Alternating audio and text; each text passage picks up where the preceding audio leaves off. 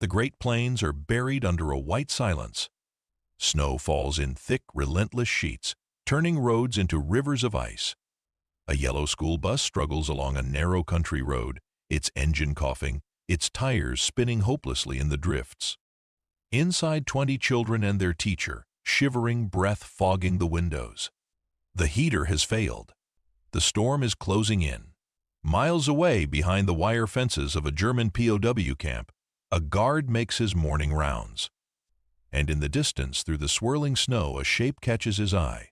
A bus tilted at an angle, half buried. Among the prisoners, one man steps forward. A former Wehrmacht engineer, his name barely remembered now. He sees the danger not as an enemy, but as a father, as a soldier trained for survival. He asks for a length of rope. The guard laughs, calling it a stupid trick. But minutes later, the German begins to tie knots precise, practiced, efficient. That stupid rope trick will soon pull the children in the bus from the jaws of a frozen death. But to understand how a German prisoner ended up saving American lives, we must return to the strange world of wartime Nebraska. By early 1944, the world was burning. Across Europe, the Allied armies were pushing toward the Atlantic Wall, preparing for the largest invasion in history, Operation Overlord. In the Pacific, U.S. Marines were clawing their way island by island toward Japan. Every ton of food, every bullet, every gallon of fuel was essential to keeping the war machine alive. Back home, America's industrial might was at its breaking point. With over 12 million men and women serving overseas, farms and factories faced a crisis no one had expected: a shortage of hands. Fields went untilled. Fruit rotted on the trees. Rural states like Nebraska, Kansas, and Iowa felt the blow hardest. That's when the U.S. War Department made an unusual decision, one born not from trust but necessity. If American men were fighting abroad, then captured enemy soldiers would work at home. Between 1943 and 1945, nearly 425,000 Axis prisoners of war were shipped across the Atlantic, most of them German, some Italian, a few Japanese. They were scattered among 660 camps across the United States. Nebraska, a landlocked state of cornfields and wide skies, would host 12 of them. The Geneva Convention of 1929 required humane treatment for POWs, and America largely obeyed. Prisoners were paid a small wage, given shelter, food, and the right to send mail home, a luxury their own regime often denied captured Allied soldiers. In the heart of the Midwest, trains began to unload thousands of young German men, some still teenagers, others grizzled veterans of the Afrika Korps or the Eastern Front. They stepped off boxcars wearing faded field gray uniforms, faces weary and sunburned from captivity in North Africa. Farmers watched in silence as the men marched past the enemy, now walking down their main streets. The camps were built quickly. Rows of wooden barracks, guard towers at each corner, and a perimeter of barbed wire that glistened like frost under the Nebraska sun.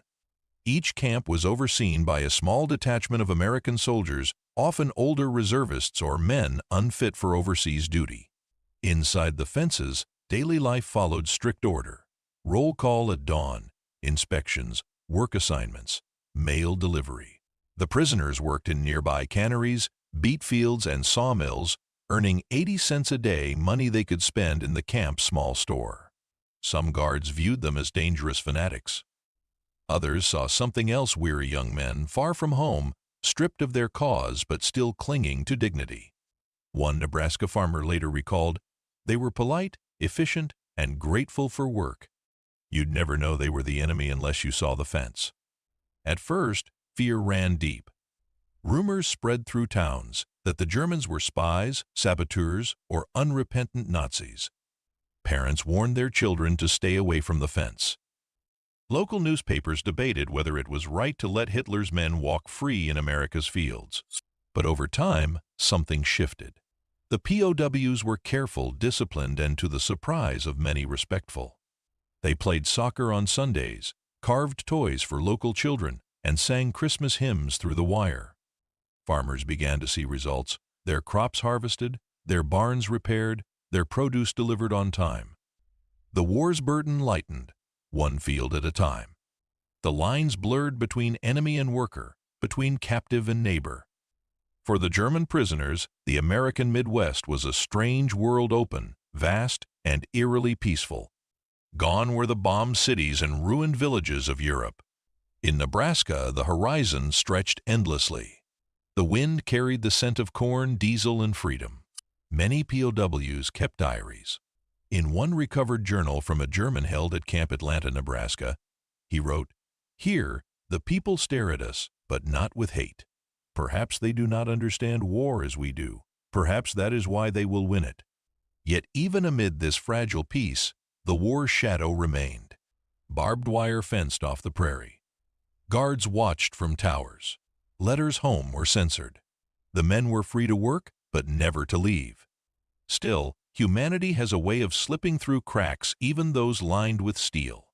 And in one of those camps, on a cold Nebraska morning, a German prisoner would one day step forward and use his wartime knowledge not for destruction, but for salvation. Nestled between fields of winter wheat and endless sky, the Geneva prisoner of war camp looked almost ordinary from a distance. Just rows of wooden huts, a water tower, a few guard posts. But inside, behind its triple layer of barbed wire, lived over 3,000 German soldiers, men who had once fought under the black crosses of the Luftwaffe, the Afrika Korps, and the Wehrmacht. For many of them, the war was already over. Captured in North Africa or Sicily, shipped across oceans in guarded convoys, they now woke to the smell of bacon drifting from the American mess hall and the hum of trucks on the highway. They were safe, fed, and perhaps most surprisingly respected. Every morning began with a Pell roll call. The prisoners would line up in formation, boots crunching over gravel, answering their numbers in clipped German accents. Afterward, groups were assigned to local farms or factories. By 7 a.m., convoys of military trucks were already rolling through the countryside, each truck carrying a dozen POWs and an armed guard. They would be dropped off at farms miles apart, working under the watchful but often casual eyes of American civilians. Inside the camp, those not assigned to labor ran a small world of their own.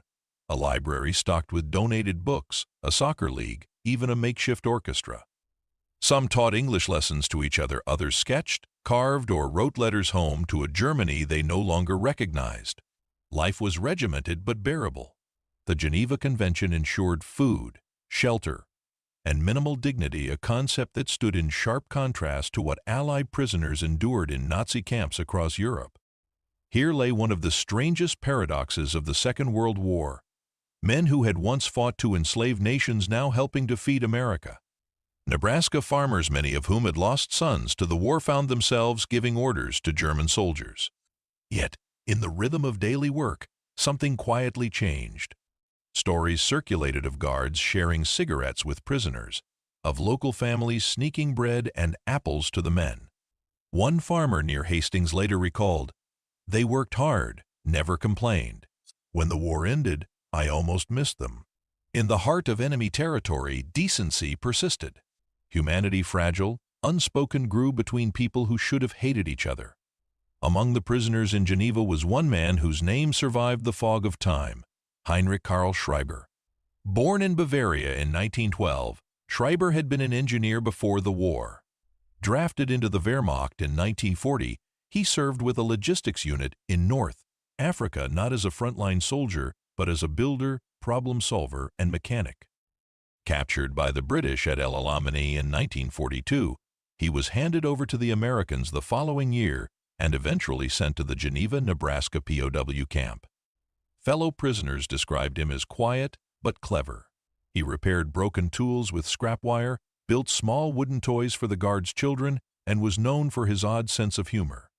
His friends often teased him about his obsession with little tricks, knots, pulleys, and field improvisations he had learned during engineering training. To them, it was harmless, almost comical, the stupid rope tricks of a man trying to keep busy behind the wire. They didn't know that one of those tricks would one day save a bus full of American children. The people of Geneva lived with the camp as part of their landscape. Children rode bicycles along the fence line, waving at the enemy. Women hung laundry while hearing faint songs in German drift across the fields. The war felt far away, yet its prisoners were just down the road.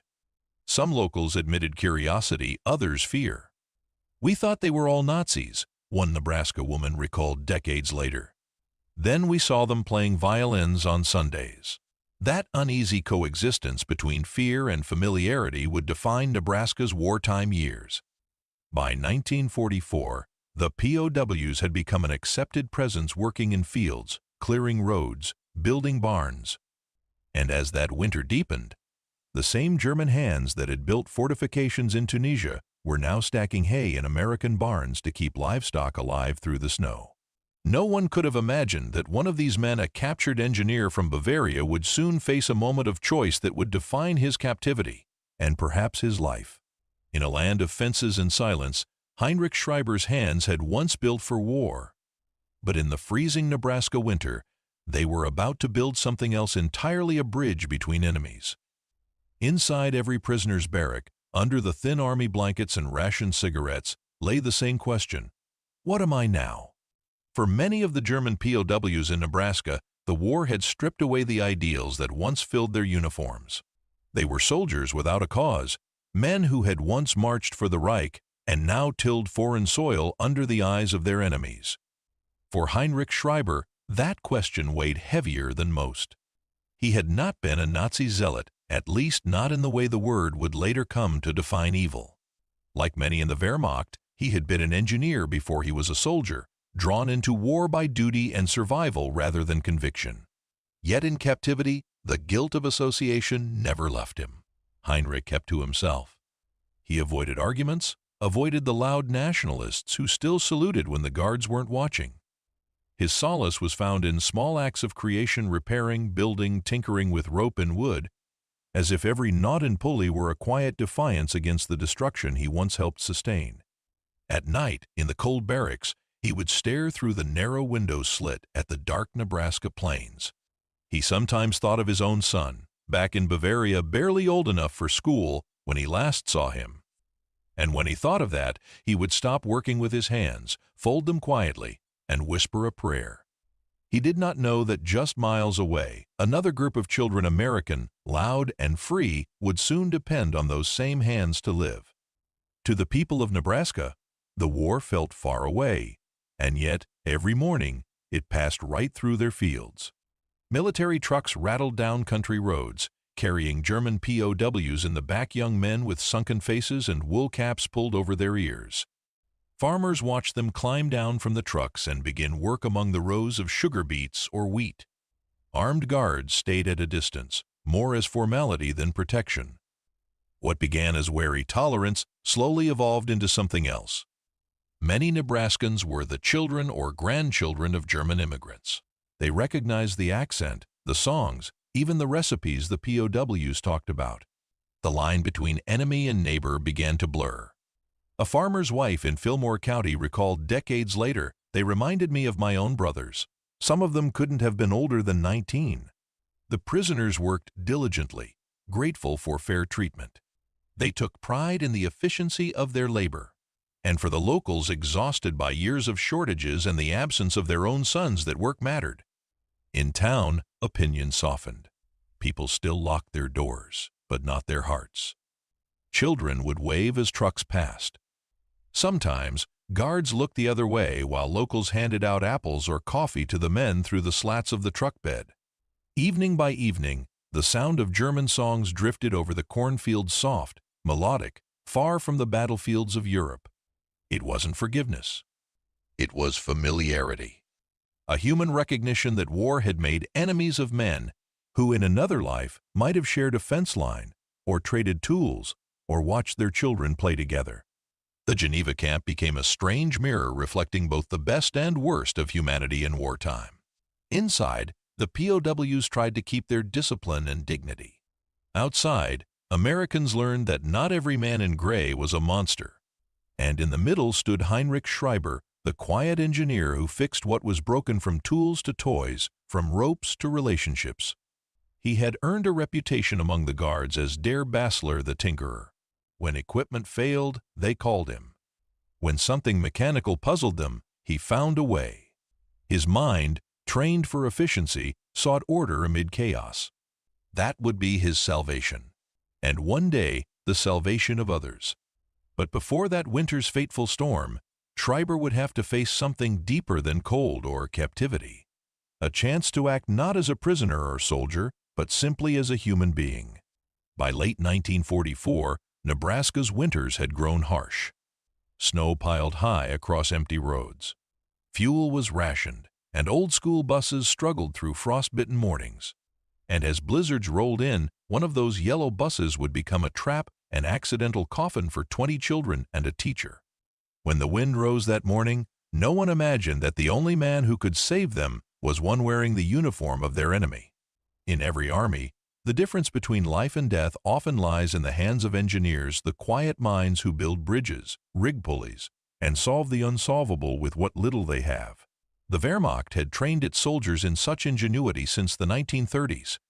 Known as Feldingenieur or field engineers, these men were expected to think fast under pressure. To move tanks across rivers, recover trucks from mud, lift heavy loads with little more than rope, wood, and leverage. It was in that world that Heinrich Karl Schreiber had learned his craft. Among the drills taught during his training was one dismissed by most as impractical, a simple rope rig known as the Flaschenzugtrick, or bottle pull. It was a low-friction pulley system that could multiply a man's strength 3 or 4 times using just loops, knots, and tension angles. The trick was basic physics mechanical advantage, but its beauty lay in its simplicity. A single rope, if looped and anchored correctly, could free a vehicle from snow, mud, or sand without brute force. Schreiber had once used it in Tunisia, pulling a supply truck out of desert sand under enemy fire. He remembered the jeers from fellow soldiers. "Your stupid rope tricks again, Schreiber." But the truck had moved, and the convoy survived. In Nebraska, years later, that same muscle memory, the same stupid trick would return. Inside the Geneva POW camp, Schreiber kept busy repairing farm tools and vehicles. The guards often joked that he could fix anything short of the weather. He requested scraps of rope and wire, testing knots during his free time, perhaps to keep his hands from idling, perhaps to remind himself he still had purpose. To an engineer, captivity was intolerable because it meant uselessness. Building anything was a quiet form of freedom. He once told a fellow prisoner, "If your hands are working, your mind is not in prison." That sentence would echo on a day when no one else could act quickly enough. By 1944, the line between captor and captive in Nebraska had blurred into something human. Guards trusted their prisoners enough to let them work unsupervised. Local families brought the Germans hot meals on Christmas Eve. They were enemies on paper, but in practice, men who shared hunger, cold, and a longing for home. Yet, moral walls still stood. The Germans were the others. They wore numbers, not names. Their fences reminded everyone that kindness had its limits. For the prisoners, that fence was more than wire, it was identity. It told them they were less, even when they acted decently. And for Heinrich Schreiber, that quiet humiliation never left. He knew he had served a regime that brought suffering. He knew the world saw him as an invader, a criminal, a faceless cog in Hitler's machine. But inside, he was simply a man, a father, a builder, a thinker. So when the moment came when he saw a yellow school bus stranded in the storm, filled with frightened children, his instinct was not political. It was human. The blizzard that struck Fillmore County in January 1944 was brutal. Temperatures dropped below zero. Visibility vanished. The land turned to white oblivion. From his work detail near the highway, Schreiber could barely make out shapes beyond the falling snow. But then he heard it, the faint, desperate sound of a motor, straining and failing. A school bus, half buried in snow, its wheels spinning. Inside, 20 American children and their teacher trapped in the cold. The wind howled louder than their voices. The guards hesitated. The storm was too dangerous. Radios were down. Roads impassable. Schreiber stepped forward. He gestured to the stranded vehicle, then to the rope coiled on the supply sled beside him.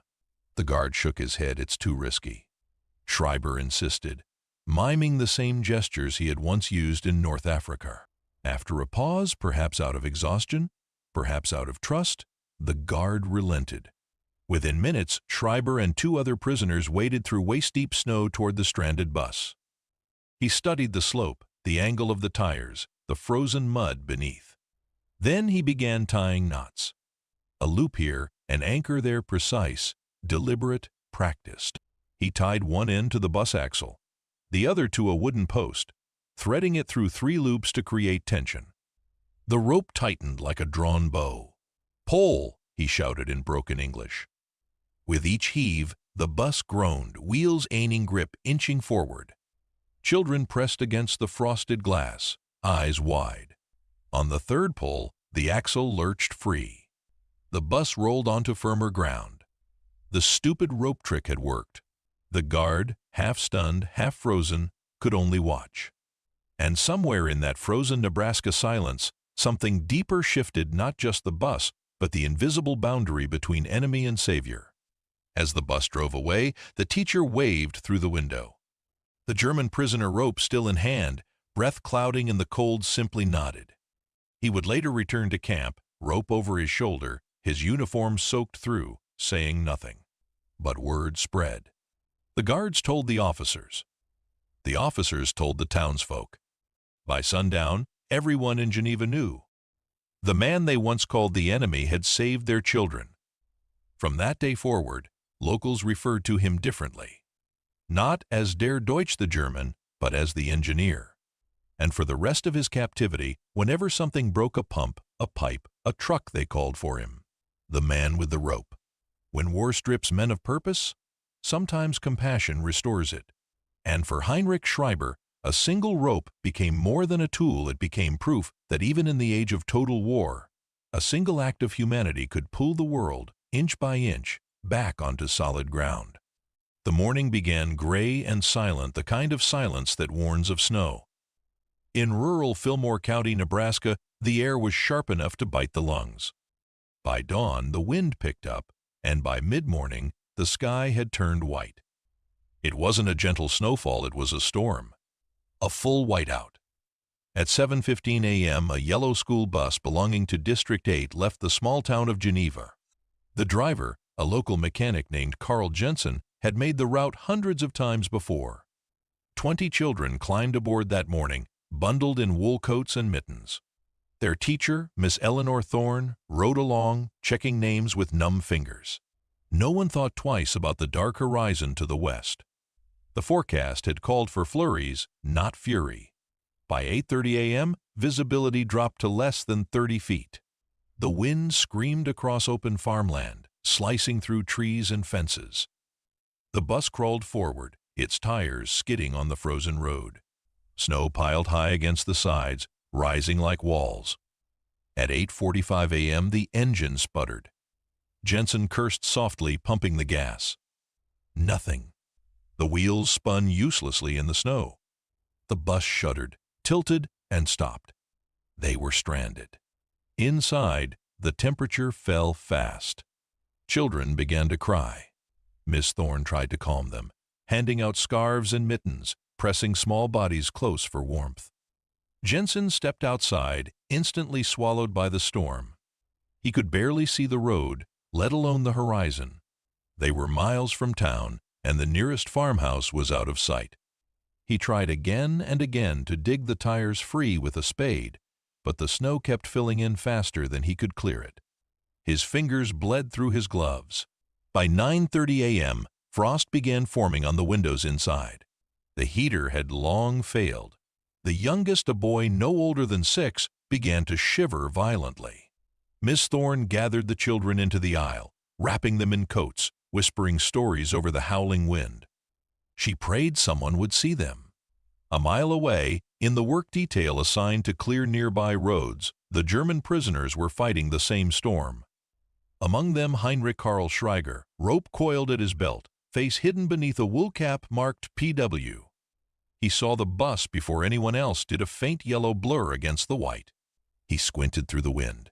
The angle of the vehicle was wrong. The front end half buried, and the exhaust wasn't rising. He shouted to the guard in halting English bus, "Stuck! Kinder! Children!" The guard followed his gaze and froze. It was impossible. How could anyone be on the road in this weather? But then, faintly, through the storm, came a sound. A horn, pressed again and again, weak and failing. Without waiting for permission, Schreiber grabbed a rope from the sled and started running. The snow came at him sideways, sharp as glass. Every step sank to his knees. The cold burned his lungs. The guard shouted something behind him, but the wind drowned it out. Another prisoner followed Otto Müller, a young man from Bremen, carrying the other end of the rope. When they reached the bus, Schreiber could see faces pressed against the fogged glass, terrified children staring back at the sight of two Germans in gray coats. He banged on the door. Jensen opened it an inch, gunmetal eyes cautious, frozen breath spilling out. Schreiber shouted over the wind, "Rope! We help!" The driver hesitated. Then he saw the rope, the mechanical precision of Schreiber's knots, and something in his instinct took over. He stepped aside. Schreiber looped one end of the rope under the rear axle, his fingers moving fast despite the cold. He dug his boots into the snow, tying anchor knots to a fence post and to the camp sled, now wedged deep for leverage. The rope stretched tight as a steel cable. He turned to Jensen and shouted, "Now drive! Slowly!" The engine coughed to life. The wheels spun. The bus didn't move. Schreiber readjusted the angle, feeding the rope through a makeshift pulley made of a broken fence rail. He shifted the line's tension once, twice. Then, with a guttural shout, he and Otto heaved together. The bus lurched forward. The tires caught. Another pull. Another groan. And then movement. The bus climbed free from the drift, rolling onto the road like a giant beast shaking off snow. The children cheered inside, the sound muffled by the storm. Schreiber stood back, chest heaving, rope frozen stiff in his hands. When it was done, Miss Thorne stepped down from the bus, snow clinging to her coat. She looked at the man in the gray uniform, the same kind she had seen in newsreels on posters, the uniform of the enemy. But here, in this white wasteland, he was just a man who had saved her children. She reached out a hand. Schreiber hesitated, then shook it. Her eyes glistened. "Thank you," she said. He nodded once. Children safe. That was all. Then he turned back toward the blinding snow, rope over his shoulder, walking silently behind the guard's silhouette until both disappeared into the storm. That afternoon, when the sky finally cleared, the story spread like wind through the county. A German prisoner, an enemy of the United States, had saved a bus full of Nebraska schoolchildren using nothing but a rope and his wits. And for the first time, many locals realized the truth. Humanity doesn't wear uniforms. When the storm passed, Nebraska awoke to silence. The sky had turned an unbroken blue, the kind that only comes after destruction, calm, almost unreal. Snow lay thick across the fields, sculpted into white dunes that swallowed fence posts and silos alike. In the town of Geneva, people emerged from their homes cautiously, faces wrapped in scarves, boots crunching over ice. They expected damaged downed lines, frozen pipes, stranded cars. What they didn't expect was the story that met them by mid-morning. It came first, from a breathless farmhand who had seen the school bus crawl into town, its sides crusted with ice, its windows fogged by the warmth of 20 living children. "The Germans pulled it out," he said, barely believing his own words. Within hours, the news reached the sheriff's office, the local paper, and most uncomfortably the Geneva POW camp itself.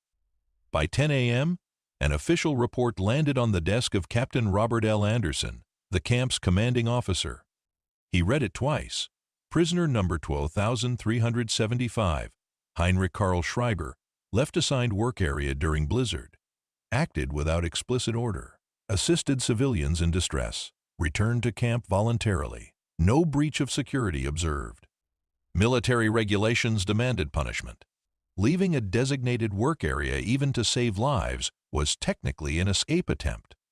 But this was no ordinary case, and Anderson knew it. He summoned the guards who had been present. They stood stiffly before him, hats in hand. Did he try to flee? Anderson asked. "No, sir," one replied. He went straight to the bus, came right back, and he helped. Yes, sir, saved the whole lot of them. Kids, a teacher. Without him, they'd have frozen. The captain leaned back in his chair, rubbing his temple.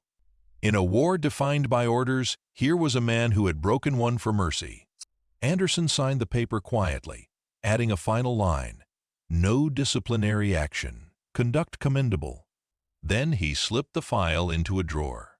Some things, he thought, didn't belong in bureaucracy. By afternoon, the story had reached every house in Geneva. The children, trembling but alive, told their parents how the German with the rope had come through the snow. Miss Thorne, the teacher, gave her account to the Geneva Signal newspaper that evening. Her words were simple. "He risked his life for ours. We owe him more than we can say." That line would appear in the paper 2 days later, tucked between war headlines from Europe. In coffee shops and church basements, the talk was the same. Could it be true? A German saved our children? Some refused to believe it.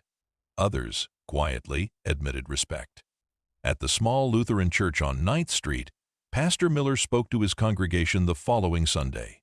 "Perhaps we are meant to see that God's image can shine through even an enemy's uniform." That same Sunday morning, Schreiber sat on his bunk, polishing his boots. His rope, the one he had used in the storm, hung coiled on a nail above his bed. He had not been punished, but neither had he been praised. No one had spoken to him beyond brief orders. The guards treated him as they always did, perhaps with a faint nod of respect, perhaps with quiet discomfort. He didn't expect thanks. He hadn't acted for it. But when the mail came that week, there was an envelope with no return address, just the words "to the German who helped." Inside was a short note, written in careful cursive. "You saved our children. We prayed for your family that night. God bless you." And beneath it, 20 signatures in a child's handwriting. Schreiber folded the note, slipped it into his shirt pocket, and kept it there until the day he left Nebraska.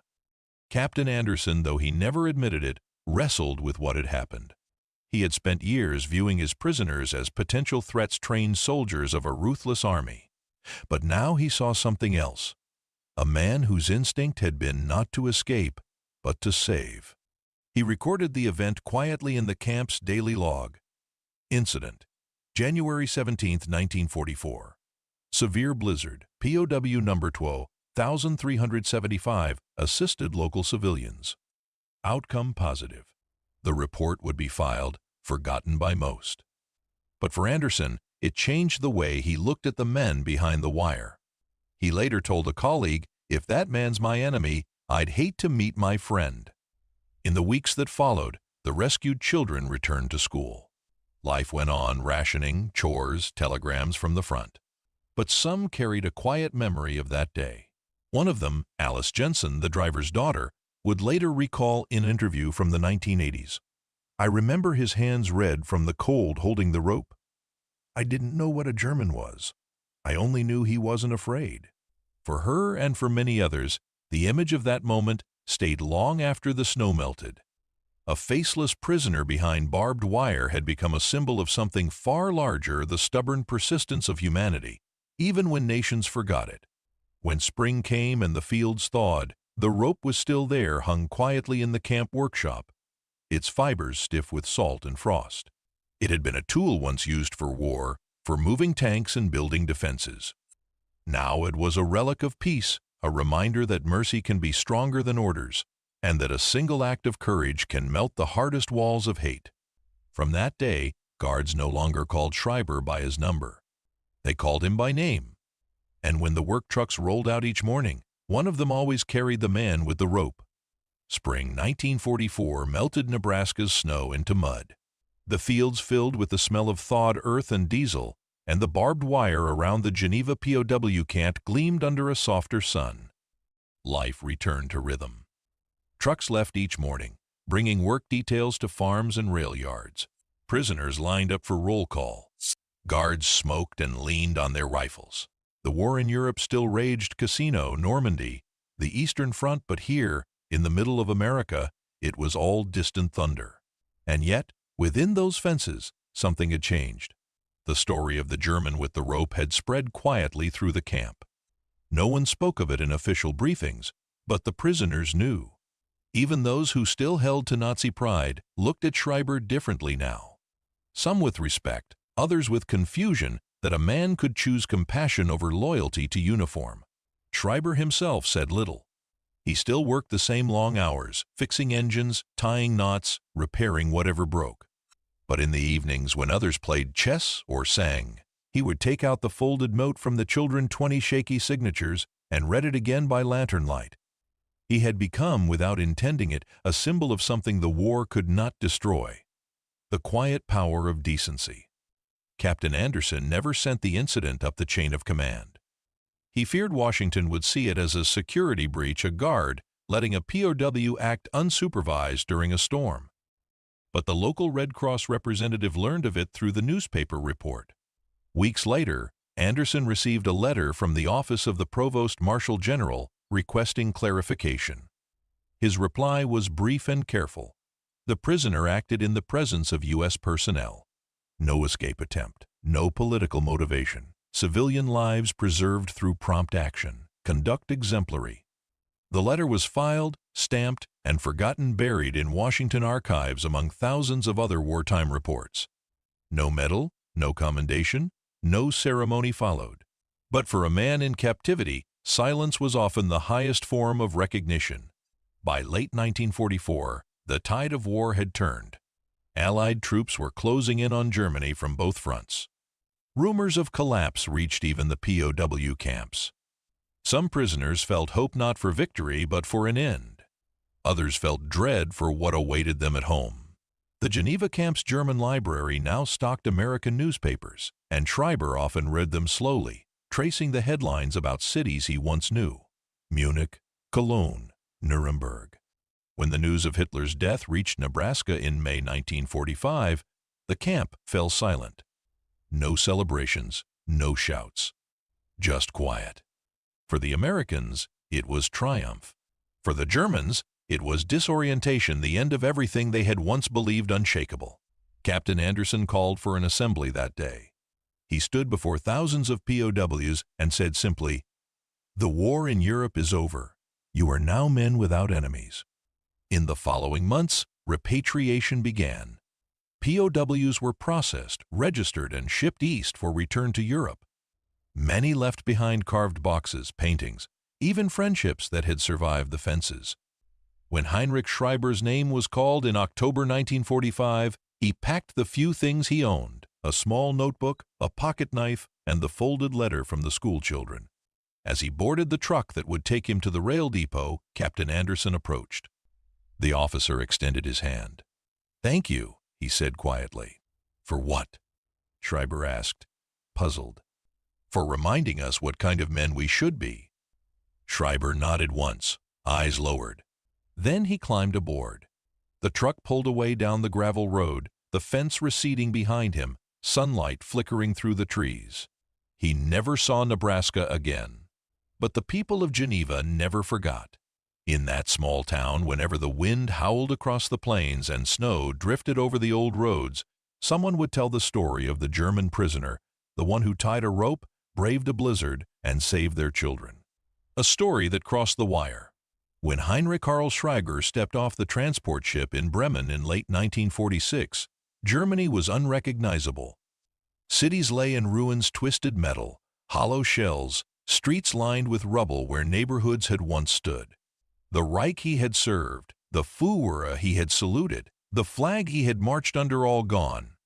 Heinrich walked through what had been his hometown in Bavaria and found little standing. His parents' house had been bombed. His wife and son had fled to a nearby village.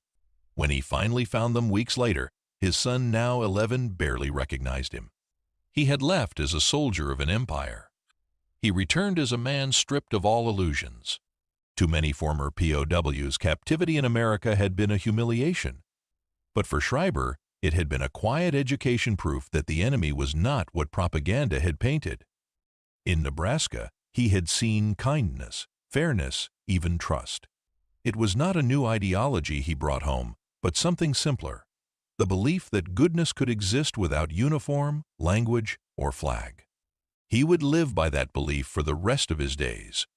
In the spring of 1947, a letter arrived at the post office in Schreiber's small Bavarian village. The envelope bore an American stamp, creased and yellowed from travel. It was from Geneva, Nebraska. Inside, written in neat cursive, was a familiar name: Eleanor Thorne, the teacher from the bus. "We think of you often," she wrote. "Our schoolhouse stands because you were there that day. The children have grown, but they remember. I hope you and your family are safe." Attached was a photograph: 20 smiling children in front of the same school bus, the number still faintly visible on its hood. On the back, "To Mr. Schreiber from the children you saved." Heinrich kept the photo in his desk drawer for the rest of his life. A few years later, another letter followed, this one from Alice Jensen, the driver's daughter. She was 16 now, her handwriting round and confident. "I'm old enough to understand what you did. My father says, heroes don't always wear our flag. I think he's right. For a man once taught that Americans were enemies, the letters felt like sunlight after years of fog. They became proof that even when the world divides itself, small acts of courage can outlive the walls built between people." By the 1950s, the Geneva POW camp was gone. The barracks were dismantled, the fences torn down. Cornfields swallowed the land where prisoners once marched in formation. Only faint impressions of gravel roads remained, ghost traces in the soil. But the story of the German with the rope endured, passed down in kitchens and classrooms. For decades, it lived in the margins, told not by generals or historians, but by those who had been children once, watching snow fall outside a fogged bus window. In the 1980s, local historian Clara Denek collected oral histories from Nebraska residents who had lived near the POW camps. One recording captured a voice trembling with age, saying, "He didn't ask for thanks. He just saw kids in trouble. That's all. Sometimes that's what heroism looks like." The story was published in a small regional history journal in 1987. It never reached national headlines, never made it into textbooks. But in Geneva, it remains sacred, a reminder that compassion can exist even in captivity. Heinrich Schreiber died in 1971 at the age of 59. In his will, he left behind modest possessions: tools, books, photographs, and a small box marked Nebraska. Inside were 3 items: a length of frayed rope tied in a precise loop knot, a folded letter signed by 20 children, and a faded photograph of a yellow school bus under a pale American sky. His son later donated those items to a local museum in Bavaria, where they remain today, a quiet testament to a moment when war's boundaries dissolved in the snow. In Geneva, a small plaque now stands near the site of the old POW camp. Its inscription reads, "In gratitude to those who labored here, and to one man whose hands reminded us that mercy has no nation." The rope trick had begun as a field lesson in survival, a mere piece of soldiers' training. But in the white silence of a Nebraska storm, it became something else entirely. A bridge between enemies, and a story of what remains when war ends but humanity does not.